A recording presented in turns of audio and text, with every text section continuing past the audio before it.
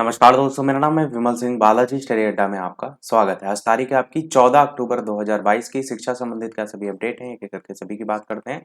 Last में कुछ current affair की बात करेंगे जो कि आपको टेलीग्राम चैनल पर भी मिल जाएंगी, वहां से आप डाउनलोड कर सकते हैं। तो सबसे पहली अपडेट है डीएलएड के संदर्भ में 13 अक्टूबर यानी कल एक नोटिफिकेशन जारी किया गया जिसमें सभी बैच को शामिल करते हुए यहाँ पर लिखा गया है कि इनके अंकानुसंधान हेतु उत्तर पुस्तिका उपलब्ध कराए जाने के संदर्भ में। यहाँ पर ये पीएनपी की तरफ से जो है ये लेटर लिखा गया है। उप शिक्षा निदेशक प्राचार्य मूल्यांकन केंद्र जो है उसको इसमें बताया ये गया है कि सभी बैच के जो अभ्यर्थी हैं उनका परीक्षा फल दिनांक 11/8/2022 को घोषित किया जा चुका है। कार्यालय के जो पत्रांक संख्या है 18/8/2022 द्वारा अंकानुसंधान हेतु ऑनलाइन आवेदन पत्र पूरित किए जाने हेतु पत्र प्रेषित किया गया था। उक्त के क्रम में अभ्यर्थी के द्वारा संबंधित निजी बीटीसी प्रशिक्षण संस्थान या डाइट के माध्यम से अंकानुसंधान मतलब स्कूटनी को कहते हैं, उसके लिए ऑनलाइन आवेदन पत्र पूरित किया गया है। प्राचार्य जिला शिक्षा और प्रशिक्षण संस्थानों से प्राप्त ऑनलाइन जो आवेदन पत्र है उसमें अंकित अनुक्रमांक और जिस विषय में अंकानुसंधान किया जाना है उसकी संबंधित वेबसाइट पर अंक क्रमांकवार जो विषयवार सूची है वो ऑलरेडी अपलोड है। उक्त अभ्यर्थियों के अनुक्रमांक या विषय की मूल उत्तर पुस्तिकाओं को अधो हस्ताक्षरी कार्यालय में 21/10/2022 तक विशेष वाहक के द्वारा उपलब्ध कराने को लेकर के बात कही गई है। तो ये जो है एक प्रकार से एक आदेश संबंधित है, जो स्कूटनी के लिए आवेदन किया था उसी के संदर्भ में उसकी जो उत्तर पुस्तिकाएं उसको उपलब्ध कराने के संदर्भ में एक अल्टीमेटम डेट दी गई है, वही यहाँ पर बताया गया है। अब अगली अपडेट है आपकी एक और नोटिफिकेशन जो कि आरआरबी की तरफ से जारी किया गया। ये भी कल ही 13 तारीख को जारी किया गया। नीचे 13/10/2022 की आप तारीख देख सकते हैं। इसमें बताया गया है कि जो आपकी आरआरबी यानी कि आपकी जो परीक्षा है रेलवे रिक्रूटमेंट बोर्ड की, इसके संदर्भ में कुछ तारीख दी गई है, जैसे कि आप क्वेश्चन पेपर रिस्पॉन्स की ये सभी दे सकते हैं 14/10/2022 का 13 बजे यानी कि 1 बजे दोपहर के 1 बजे के बाद से। इसके अलावा जो आप ऑब्जेक्शन वगैरह करते हैं क्वेश्चन पेपर में ऑप्शन में किया ऑनलाइन फीस पेमेंट, इससे संदर्भ में तारीख 15 तारीख दी गई है 10 बजे यानी कि सुबह के 10 बजे की टाइमिंग की बात की गई है। और क्लोजिंग ये सारी चीजें हो जाएंगी ऑब्जेक्शन के लिए, उसकी तारीख 19/10/2022 दी गई है और रात के वही लगभग 12 बजे के आसपास। तो ये 3 तारीख आपको इसमें बताई गई हैं। अगर आपको डाउनलोड करना है क्वेश्चन पेपर आंसर की, उसके अलावा ऑब्जेक्शन वगैरह करना है और उसकी आखिरी जो है वो तारीख। ये भी बताया गया ऑब्जेक्शन के लिए 50 रुपए आपको देने होंगे और काफी कम रखा गया है ये पहली बार, वरना यूपी टेट वगैरह में तो देखते हैं आप 500 रुपए रखे जाते हैं। और ये भी बताया गया है कि सभी डेबिट कार्ड वगैरह रुपे कार्ड सभी नेट बैंकिंग सारे मतलब माध्यम से आप इसमें जो है वो रेज कर सकते हैं ऑब्जेक्शन के लिए। ये भी ऊपर बताया गया है कि अगर आपका जो आपने ऑब्जेक्शन किया है वो सही माना जाता है, उस कंडीशन में आपकी जो फीस है वो रिफंड कर दी जाएगी, जो भी 50 रुपए आप जो है वो देंगे। और साथ ही उसी माध्यम से ही रिफंड किया जाएगा जिस माध्यम से आपने पेमेंट जो है वो किया है। आगे बात करते हैं अब अगली अपडेट की। शिक्षक भर्ती फंसने से अभ्यर्थी धरने पर, जूनियर हाई स्कूल को लेकर के यहाँ पर बताया गया है। अशासकीय सहायता प्राप्त जूनियर हाई स्कूल के लिए प्रधानाध्यापक और सहायक अध्यापक भर्ती परीक्षा साल भर से परीक्षा और परिणाम फिर संशोधित परिणाम तक अटकी है। उसी को लेकर के यहाँ पर अभ्यर्थी जो है उन्होंने पहले तो निदेशालय में धरने पर बैठ गए। 3 दिन से धरने से अभ्यर्थियों को मांग है कि भर्ती प्रक्रिया शुरू करने के संदर्भ में आदेश जारी जो है वो किया जाए।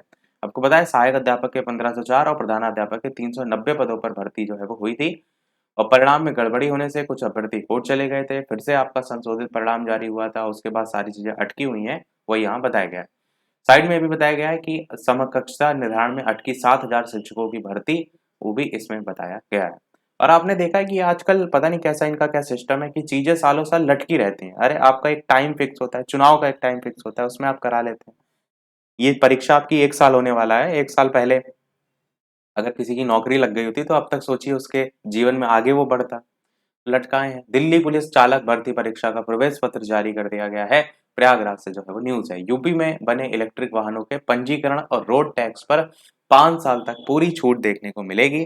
1 लाख रुपए की छूट 4 पहिया जो इलेक्ट्रिक वाहन होंगे उन पर भी देखने को मिलेगी। बीए और बीएससी जो एनईपी है उनकी सीटें फुल हो गई हैं। लखनऊ से न्यूज है। ट्विटर पर छाया योगी जी नंबर 1। यहाँ पर राष्ट्रपति द्रौपदी मुर्मू ने हाल ही में 68वें राष्ट्रीय फिल्म पुरस्कार समारोह में यूपी की फिल्मों के लिए सर्वाधिक अनुकूल राज्य का अवार्ड दिया। तो वित्त मंत्री सुरेश खन्ना ने बृहस्पतिवार को सीएम योगी को यह पुरस्कार जो है वो सौंपा। एमटेक आर्टिफिशियल के लिए आवेदन 28 तक आप कर सकते हैं। शकुंतला विश्वविद्यालय की बात की गई है। सुधारों के दम $10 लाख की अर्थव्यवस्था बनेगा भारत, आईएमएफ के द्वारा कहा गया।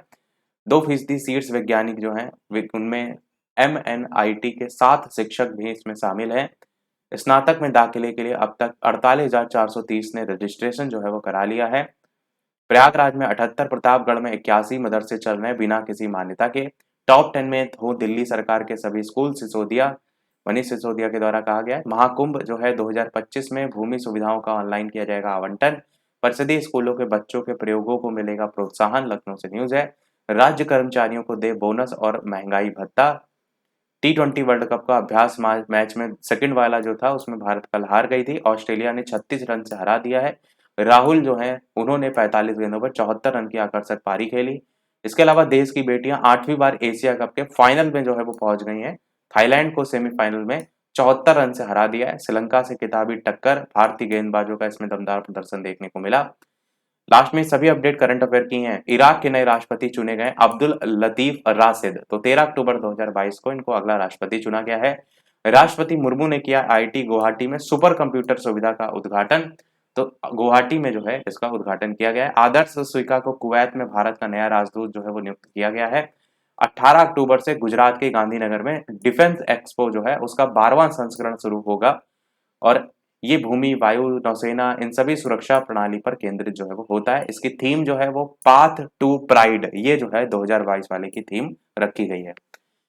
लास्ट अपडेट देखते हैं इस वीडियो की। इसके अलावा वीडियो पसंद आए लाइक भी करते रहिएगा कि जनवरी 2023 में इंदौर में आयोजित होगा 17वां प्रवासी भारतीय दिवस।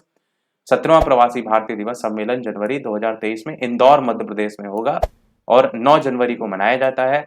16वां प्रवासी भारतीय दिवस 2019 में जनवरी 2019 में वाराणसी उत्तर प्रदेश में आयोजित किया गया था और पहला प्रवासी भारतीय दिवस 2003 में नई दिल्ली में आयोजित किया गया था। तो यही था हमारे इस ओवरऑल अपडेट में। इसी प्रकार डेली अपडेट पाते रहने के लिए चैनल सब्सक्राइब करके नोटिफिकेशन बेल अवश्य ऑन कर लीजिएगा। वीडियो पसंद आए लाइक कीजिएगा और लोग साथ शेयर कीजिएगा। मिलते हैं अगले अपडेट में, तब तक के लिए नमस्कार, जय हिंद।